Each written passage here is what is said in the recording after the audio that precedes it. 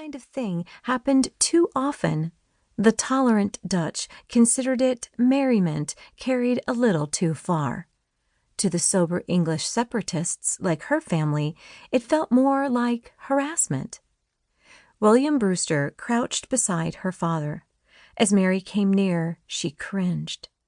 Blood matted father's gray hair and ran down his face from the jagged gash on his forehead. Mary's lungs stung from running. With the blood, the noise, and the milling people, her knees weakened and started to buckle. "Do not be alarmed, Mary," said Elder Brewster. "Scalp wounds bleed heavily, but they are usually not as bad as they seem. Once we get him home, we will fetch the surgeon, Jacob Hay, to stitch the wound." Mary stiffened, shaking off the momentary wooziness. "I brought plaster and bandages." "Thank you, daughter," said her father with a wobble in his voice. "I can always trust you to take good care of me." He tried to smile, but winced instead. Mary set to work cleaning the gaping wound with water-soaked linen rags. Father closed his eyes and leaned slightly against his friend as she worked. Mary poured a bit of plaster onto a nearby paving stone and dripped 2 or 3 drops of water onto the white powder, just enough to make a sticky paste to cover the open gash and stop the bleeding. As she worked, Mary listened to Isabella tell the constable how the boys picked up stones when father ignored their taunts. Though they probably intended only to impress each other with their bravado, one rock hit father with staggering force. The boys scattered. Mary clenched her teeth rather than risk saying something harsh. She had seen them before. Those boys paraded around Leiden wearing fancy plumed hats and embroidered doublets over puffy padded short breeches. Instead of a collar, they sported enormous stiffened ruffs. Ribbons and bows encircled their breeches and decorated their shoes.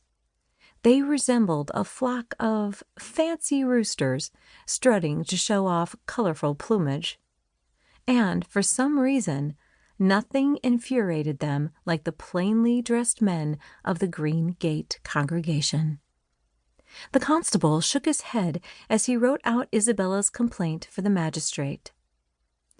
"These big boys have too much spirit in them, but soon they will take their rightful place at the mill." He paused and nodded. "Aye, and then their proud necks will be bent to work." When she finished tending her father, Mary hugged her sister goodbye. "Hurry back to the children, Isabella. Elder Brewster said he would help me see father home." Isabella kissed her father's cheek and hesitantly left to go back to her little ones. Mary poured the rest of the water over her hands, washing the plaster off her fingers and drying her hands on her apron. She gathered the bundle of lace cuffs from the stones at the edge of the canal. Taking her father's arm, she and Elder Brewster helped him to his feet. His normally white collar was creased and soaked with blood. Why would anyone act so cruelly? Elder Brewster kept breathing deeply through his nostrils. Mary had known him ever since her family moved to Leiden. She recognized his agitation. "James, I am fair worried about our children," Elder Brewster said. Mary's father stiffened. "Surely you do not think those boys would attack the children of our congregation?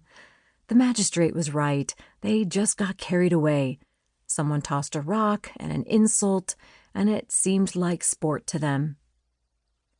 He stopped to catch his breath as they continued to move slowly along the canal. "The Dutch people have been most hospitable, William." "That I know, James, but the Dutch folk are too easy on their children. They allow them far too much and require far too little. I worry about the influence on our children." "Aye," Father said. The younger children